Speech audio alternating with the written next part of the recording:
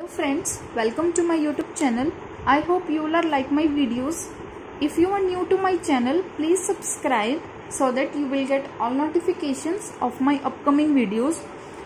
हमने अपनी organic chemistry में जो बेसिक्स स्टार्ट किए थे वो हमारे कंप्लीट हो गए थे.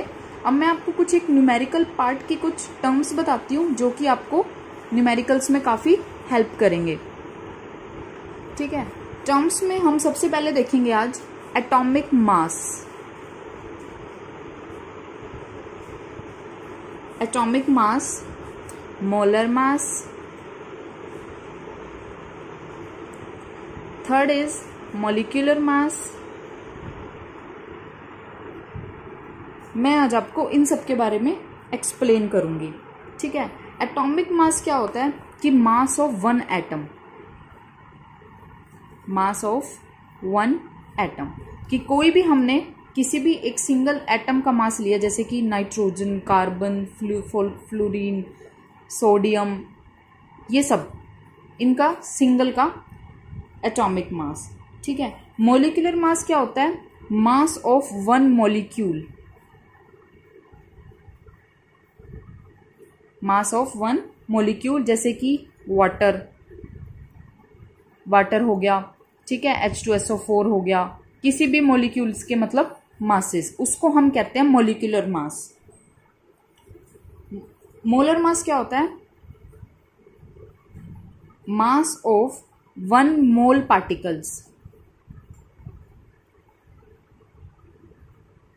कि हम किस के मोल्स की बात कर रहे हैं, जैसे कि mass of 6.022 into 10 raised to power 23 particles. ठीक है, इसमें 2 टाइप्स के स्प्लिट होते हैं. फर्स्ट इज एटम्स, जिसको हम ग्राम एटॉमिक मास में बोलते हैं.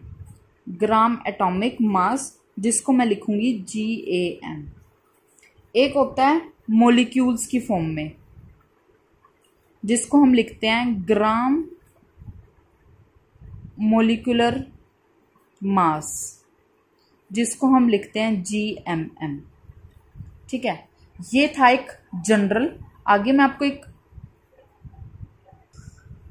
एग्जांपल देती हूँ. जैसे मान लो कोई भी आपने एटम लिया नाइट्रोजन. ठीक है, अगर इसका हम एटॉमिक मास देखें तो ये है 14U, और ग्राम एटॉमिक मास देखें तो दिट इज 14 ग्राम.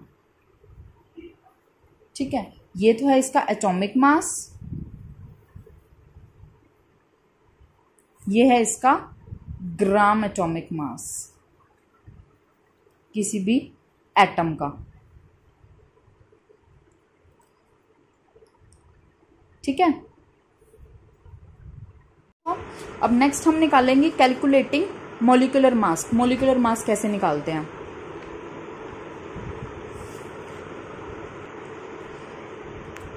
कैलकुलेटिंग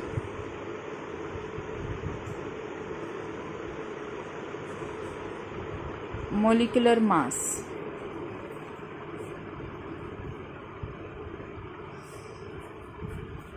जैसे एग्जांपल है, वाटर का हमने निकालना है. वाटर का कैसे निकलेगा? 2 into 1 प्लस ऑक्सीजन का 16 यानी कि 18U. ठीक है, और अगर कोई और एग्जांपल लिया,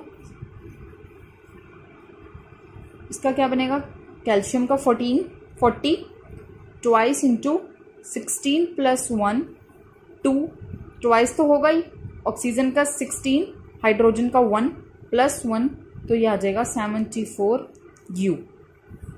अब हमने एक थोड़ा टिपिकल सा ले लेते हैं. Na2SO4 10H2O. इसका क्या बनेगा? Twice into 23. आपने इसको स्टेप वाइज करा करो ताकि आप कंफ्यूज ना हो. 2 इंटू 23 प्लस 32 प्लस 4 इंटू 10. ठीक है, प्लस 10 इंटू 18. अब आप ये 18 कैसे लिया मैंने? हाइड्रोजन का हमने 18 निकाला था, तो 10 इंटू 18 अब ये आपका होमवर्क है, आपको इसको सॉल्व करना है, ठीक है। अब आगे है एटॉमिक मास। बताती हूँ मैं आपको कुछ कॉमन एलिमेंट्स के। Atomic mass of such common elements, जो कि आपको याद करने हैं और आपको हेल्प भी करेंगे। फर्स्टली हम लिखते हैं hydrogen, helium, lithium, beryllium, boron, carbon, nitrogen, oxygen, fluorine, neon, sodium, magnesium, aluminium, silicon, phosphorus, sulphur, chlorine, potassium, calcium, ठीक है। फिर है ये strontium, magnesium, iron, cobalt, zinc, bromine, silver, barium, mercury, ठीक है। अब हाइड्रोजन का क्या होता है? 1, 4, लिथियम का 7, बेरिलियम का कितना होता है? 9, boron 10, carbon 12, nitrogen 14, 16, 19,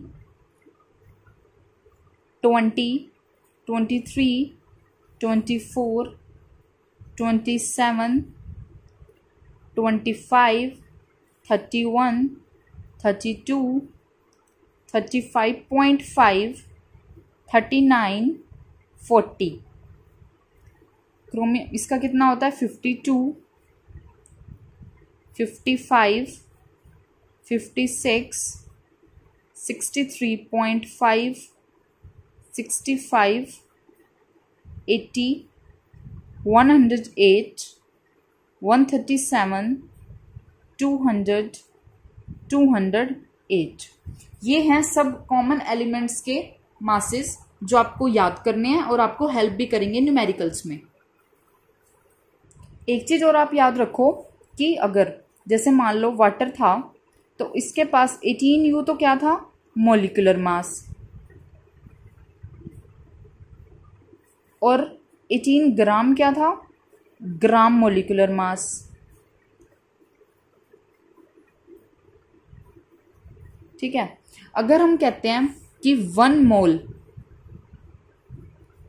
means in case of atoms, in case of atoms तो क्या होगा? 1 mole is equal to Avogadro's number is equal to gram atomic mass. ठीक है। अगर हम लेते हैं 1 mole means in case of molecules, तो आपको क्या लेना है कि 1 मोल जो है वो इसके इक्वल तो होगा ही,